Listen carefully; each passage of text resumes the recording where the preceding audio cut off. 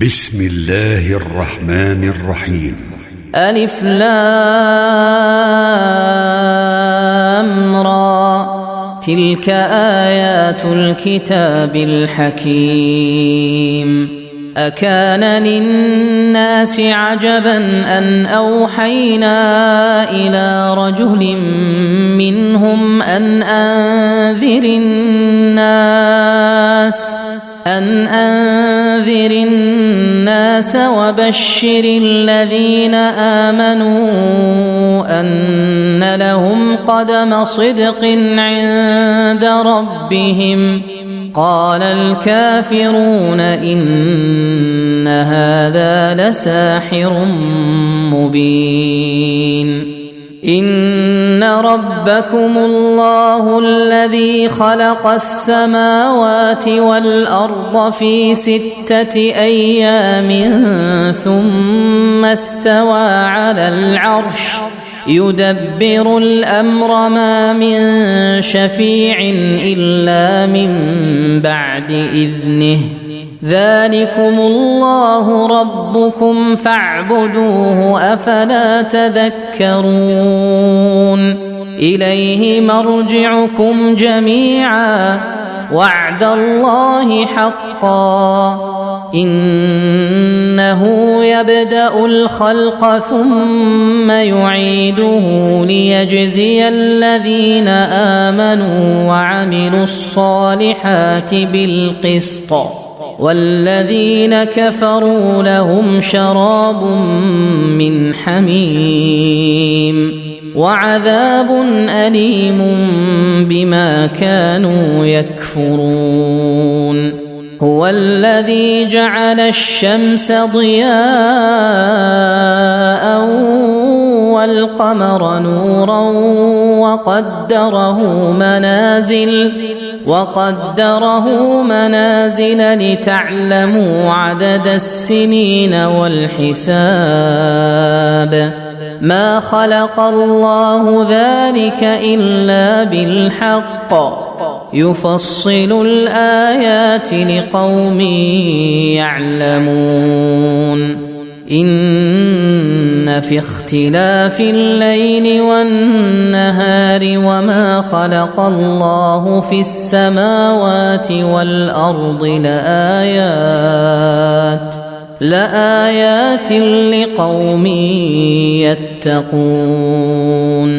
إن الذين لا يرجون لقاءنا ورضوا بالحياة الدنيا واطمأنوا بها والذين هم عن آياتنا غافلون أولئك مأواهم النار بما كانوا يكسبون. إن الذين آمنوا وعملوا الصالحات يهديهم ربهم بإيمانهم تجري من تحتهم الأنهار في جنات النعيم دعواهم فيها سبحانك اللهم وتحيتهم فيها سلام وآخر دعواهم أن الحمد لله رب العالمين. ولو يعجل الله للناس الشر استعجالهم بالخير لقضي إليهم أجلهم فنذر الذين لا يرجون لقاءنا في طغيانهم يعمهون. وإذا مس الإنسان الضر دعانا لجنبه أو قاعدا أو قائما فلما كشفنا عنه ضره مر كأن لم يدعنا إلى ضر مسه كذلك زين للمسرفين ما كانوا يعملون ولقد أهلكنا القرون من قبلكم لما ظلموا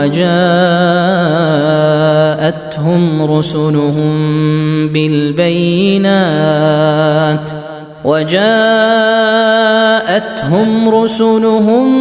بالبينات وما كانوا ليؤمنوا كذلك نجزي القوم المجرمين ثم جعلناكم خلائف في الأرض من بعدهم لننظر كيف تعملون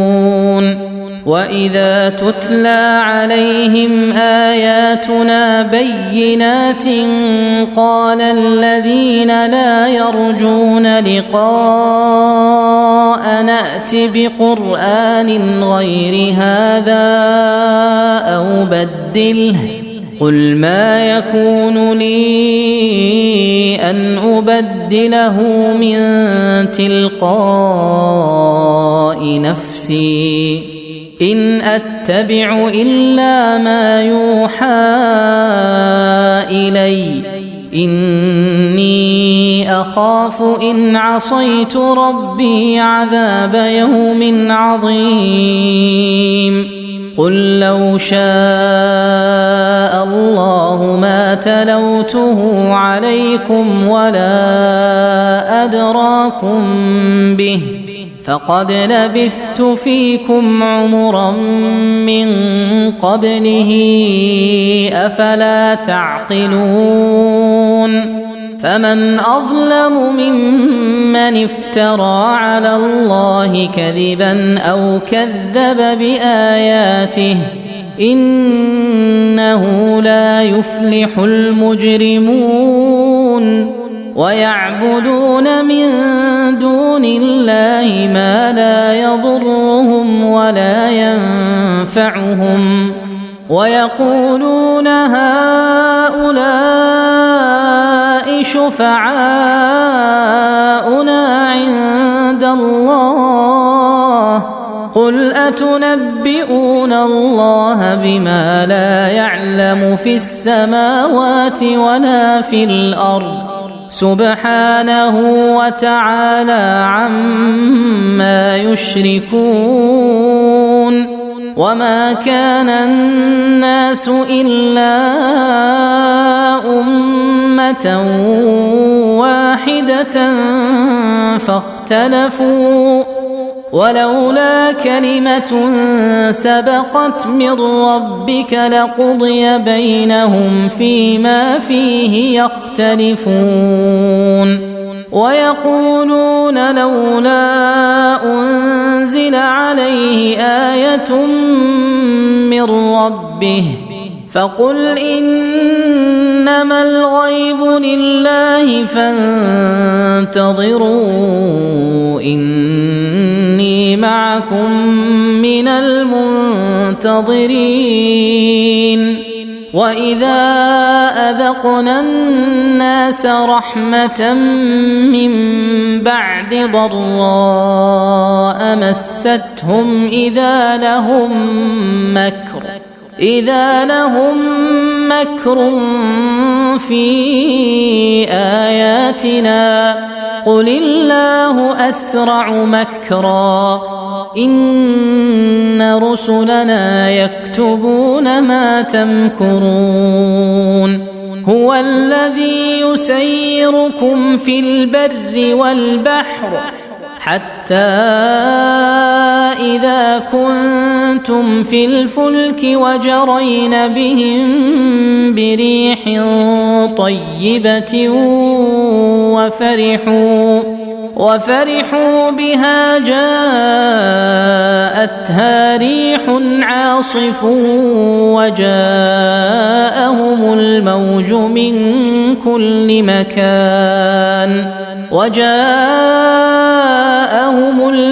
من كل مكان وظنوا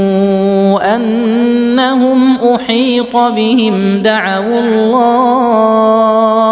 دعوا الله مخلصين له الدين لئن أنجيتنا من هذه لنكونن من الشاكرين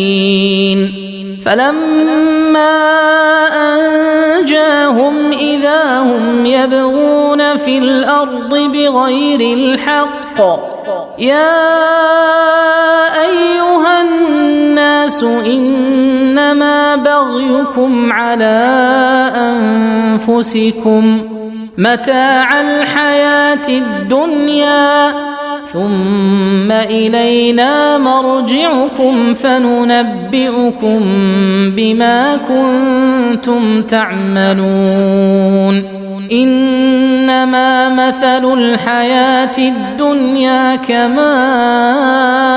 إن أنزلناه من السماء فاختلط به نبات الأرض مما يأكل الناس والأنعام حتى إذا أخذت الأرض زخرفها وزينت وظن أهلها أنهم قادرون عليها أتاها أمرنا ليلا أو نهارا فجعلناها حصيدا كأن لم تغن بالأمس كذلك نفصل الآيات لقوم يتفكرون والله يدعو إلى دار السلام ويهدي من يشاء إلى صراط مستقيم للذين أحسنوا الحسنى وزيادة ولا يرهق وجوههم قتر ولا ذلة أولئك أصحاب الجنة هم فيها خالدون والذين كسبوا السيئات جزاء سيئة بمثلها وترهقهم ذلة ما لهم من الله من عاصم كأنما أغشيت وجوههم قطعا من الليل مظلما أولئك أصحاب النار هم فيها خالدون ويوم نحشرهم جميعا ثم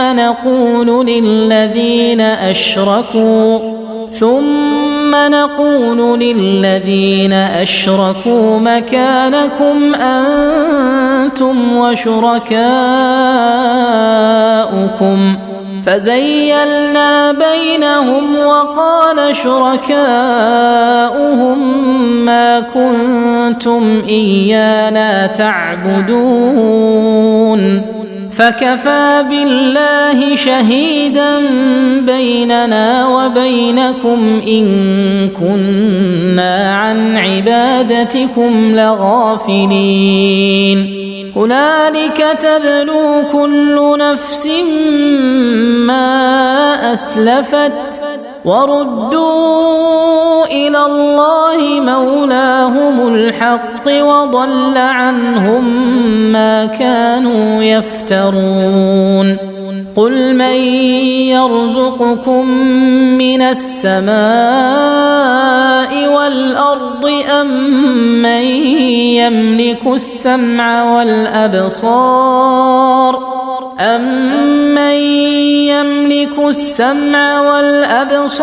ومن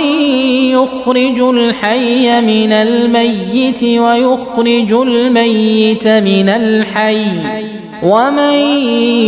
يدبر الأمر فسيقولون الله فقل أفلا تتقون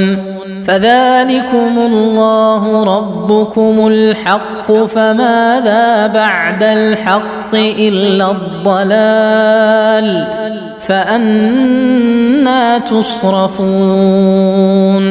كذلك حقت كلمة ربك على الذين فسقوا أنهم لا يؤمنون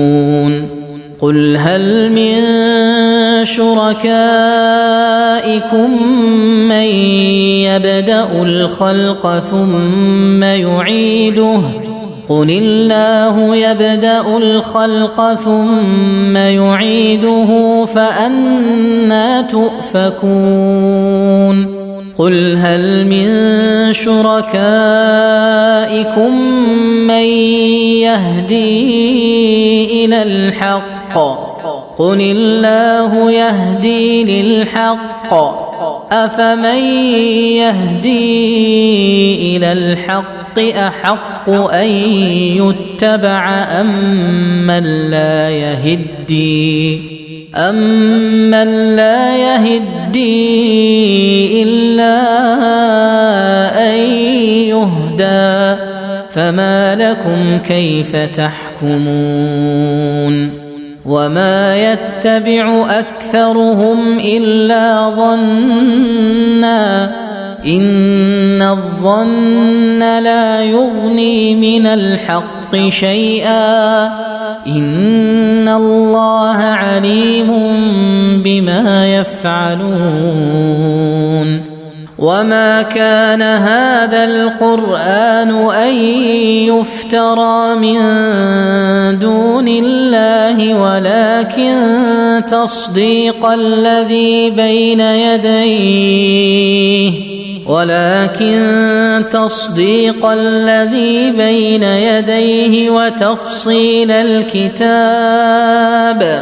وتفصيل الكتاب لا ريب فيه من رب العالمين أم يقولون افتراه قل فأتوا بسورة مثله وادعوا من استطعتم من دون الله إن كنتم صادقين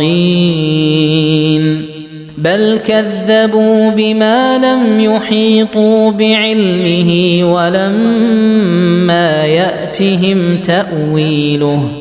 كذلك كذب الذين من قبلهم فانظر كيف كان عاقبة الظالمين ومنهم من يؤمن به ومنهم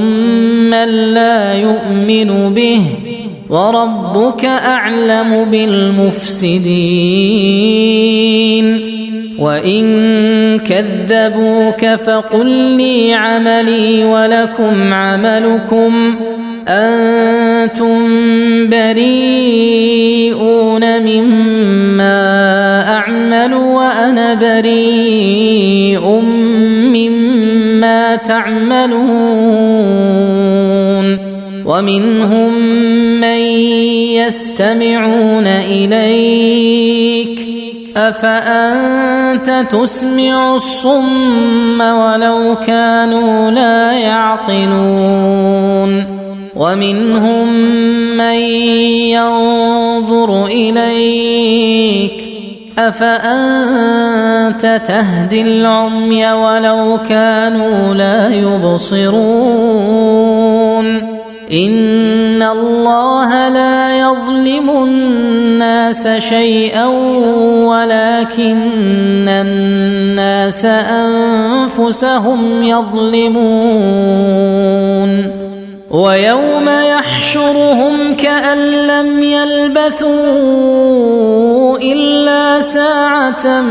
من النهار يتعارفون بينهم قد خسر الذين كذبوا بلقاء الله وما كانوا مهتدين وإما إما نرينك بعض الذي نعدهم أو نتوفينك فإلينا مرجعهم ثم الله شهيد على ما يفعلون ولكل أمة رسول فإذا جاء رسولهم قضي بينهم بالقسط وهم لا يظلمون ويقولون متى هذا الوعد إن كنتم صادقين قل لا أملك لنفسي ضرا ولا نفعا إلا ما شاء الله لكل أمة أجل إذا جاء أجلهم فلا يستأخرون ساعة ولا يستقدمون قل أرأيتم إن أتاكم عذابه بياتا أو نهارا ماذا يستعجل منه المجرمون أثم إذا ما وقع آمنتم به الآن وقد كنتم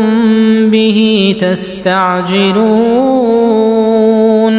ثم قيل للذين ظلموا ذوقوا عذاب الخلد هل تجزون إلا بما كنتم تكسبون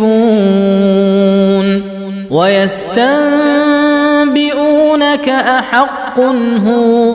قل إي وربي إنه لحق وما أنتم بمعجزين ولو أن لكل نفس ظلمت ما في الأرض لافتدت به وأسروا الندامة لما رأوا العذاب وقضي بينهم بالقسط وهم لا يظلمون ألا إن لله ما في السماوات والأرض ألا إن وعد الله حق ولكن أكثرهم لا يعلمون هو يحيي ويميت وإليه ترجعون يا أيها الناس قد جاءتكم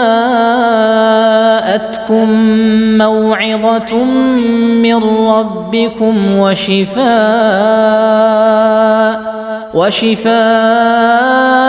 لما في الصدور وهدى ورحمة للمؤمنين قل بفضل الله وبرحمته فبذلك فليفرحوا هو خير مما يجمعون قل أرأيتم ما أنزل الله لكم من رزق فجعلتم منه حراما وحلالا قل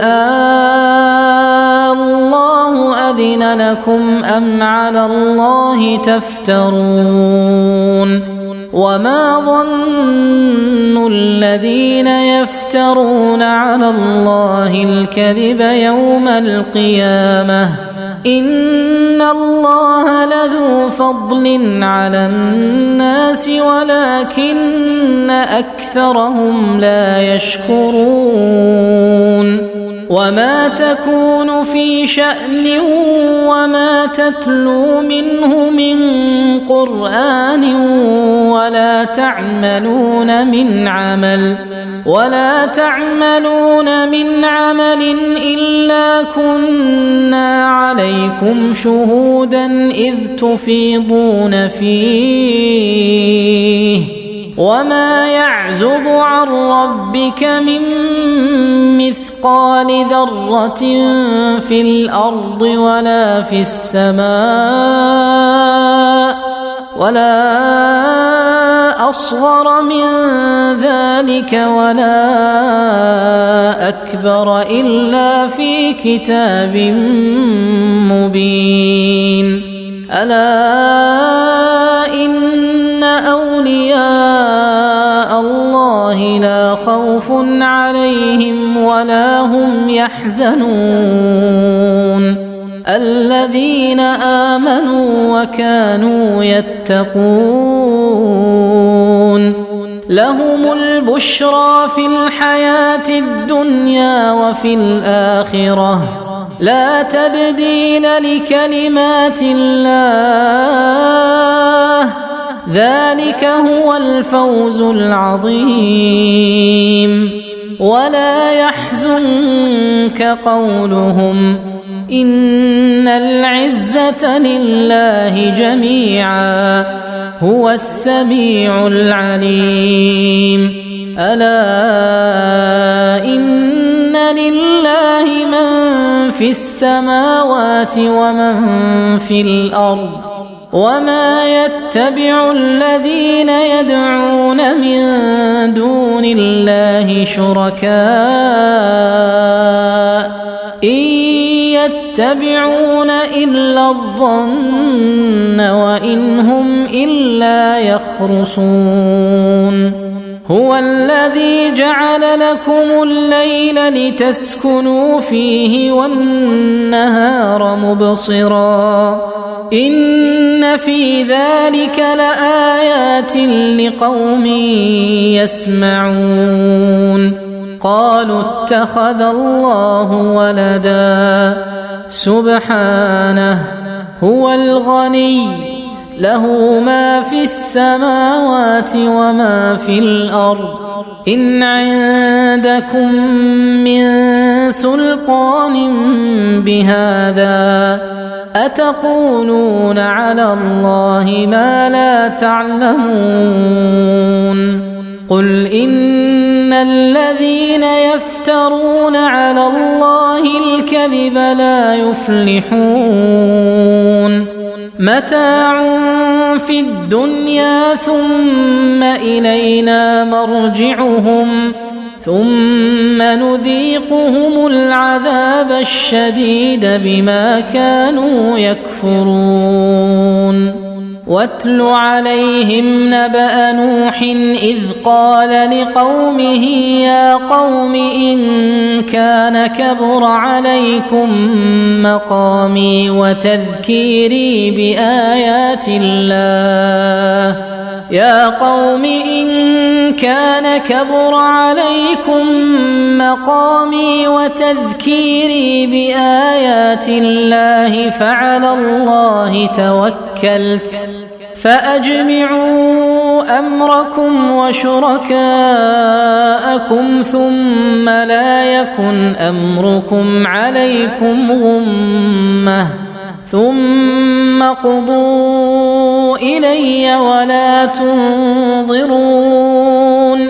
فإن توليتم فما سألتكم من أجر إن أجري إلا على الله وأمرت أن أكون من المسلمين فكذبوه فنجيناه ومن معه في الفلك وجعلناهم خلائف وأغرقنا الذين كذبوا بآياتنا فانظر كيف كان عاقبة المنذرين ثم بعثنا من بعده رسلا إلى قومهم فجاءوهم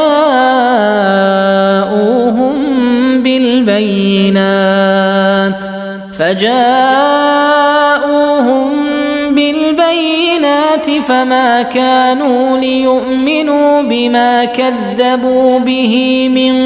قبل كذلك نطبع على قلوب المعتدين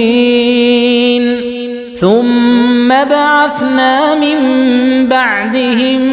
موسى وهارون إلى فرعون وملئه بآياتنا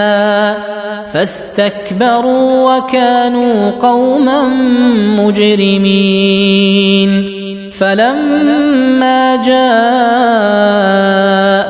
الحق من عندنا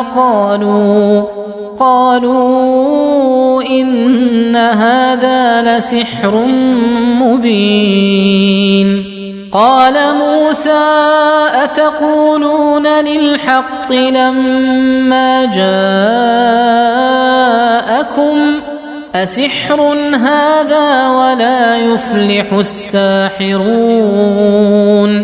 قالوا أجئتنا لتلفتنا عما وجدنا عليه آباءنا وتكون لكما الكبرياء في الأرض وما نحن لكما بمؤمنين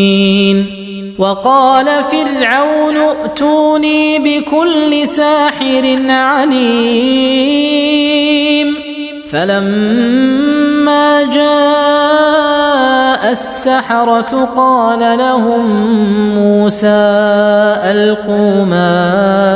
أنتم ملقون فلما ألقوا قال موسى ما جئتم به السحر إن الله سيبطله إن الله لا يصلح عمل المفسدين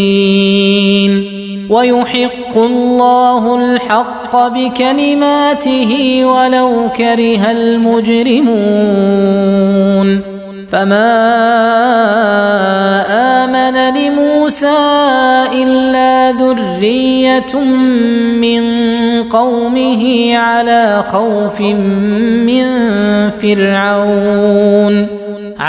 خوف من فرعون وملئهم أن يفتنهم وإن فرعون لعال في الأرض وإنه لمن المسرفين وقال موسى يا قوم إن كنتم آمنتم بالله فعليه توكلوا إن كنتم مسلمين فقالوا على الله توكلنا ربنا لا تجعلنا فتنة للقوم الظالمين ونجنا برحمتك من القوم الكافرين وأوحينا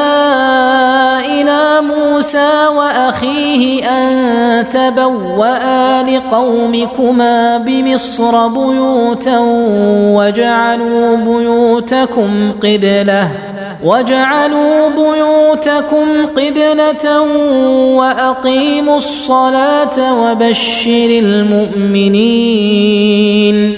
وقال موسى ربنا إنك آتيت فرعون وملأه زينة وأموالا في الحياة الدنيا ربنا ليضلوا عن سبيلك ربنا اطمس على أموالهم واشدد على قلوبهم فلا يؤمنوا حتى يروا العذاب الأليم قال قد أجيبت دعوتكما فاستقيما ولا تتبعان سبيل الذين لا يعلمون وجاوزنا ببني إسرائيل البحر فأتبعهم فرعون وجنوده بغيا وعدوا حتى إذا أدركه الغرق قال آمنت أنه لا إله إلا الذي آمنت به بنو إسرائيل قال آمنت أنه لا إله إلا الذي آمنت به بنو إسرائيل وأنا من المسلمين الآن وقد عصيت قبل وكنت من المفسدين فاليوم ننجيك ببدنك لتكون لمن خلفك آية وإن كثيرا من الناس عن آياتنا لغافلون ولقد بوأنا بني إسرائيل مبوأ صدق ورزقناهم من الطيبات فما اختلفوا حتى جاءهم العلم إن ربك يقضي بينهم يوم القيامة فيما كانوا فيه يختلفون فإن كنت في شك مما أنزلنا إليك فاسأل الذين يقرؤون الكتاب من قبلك لقد جاءك الحق من ربك فلا تكونن من الممترين ولا تكونن من الذين كذبوا بآيات الله فتكون من الخاسرين إن الذين حقت عليهم كلمة ربك لا يؤمنون ولو جاءتهم كل آية حتى يروا العذاب الأليم فلولا كانت قرية آمنت فنفعها إيمانها إلا قوم يونس لما آمنوا كشفنا عنهم عذاب الخزي في الحياة الدنيا ومتعناهم إلى حين ولو شاء ربك لآمن من في الأرض كلهم جميعا أفأنت تكره الناس حتى يكونوا مؤمنين وما كان لنفس أن تؤمن إلا بإذن الله ويجعل الرجس على الذين لا يعقلون قل انظروا ماذا في السماوات والأرض وما تغني الآيات والنذر عن قوم لا يؤمنون فهل ينتظرون إلا مثل أيام الذين خلوا من قبلهم قل فانتظروا إني معكم من المنتظرين ثم ننجي رسلنا والذين آمنوا كذلك حقا علينا ننجي المؤمنين قل يا أيها الناس إن كنتم في شك من ديني فلا أعبد الذين تعبدون من دون الله ولكن أعبد الله الذي يتوفاكم وأمرت أن أكون من المؤمنين وأن أقم وجهك للدين حنيفا ولا تكونن من المشركين ولا تدع من دون الله ما لا ينفعك ولا يضرك فإن فعلت فإنك إذا من الظالمين وإن يمسسك الله بضر فلا كاشف له إلا هو وإن يردك بخير فلا راد لفضله يصيب به من يشاء من عباده وهو الغفور الرحيم قل يا أيها الناس قد جاءكم الحق من ربكم فمن اهتدى فإنما يهتدي لنفسه ومن ضل فإنما يضل عليها وما أنا عليكم بوكيل واتبع ما يوحى إليك واصبر حتى يحكم الله وهو خير الحاكمين.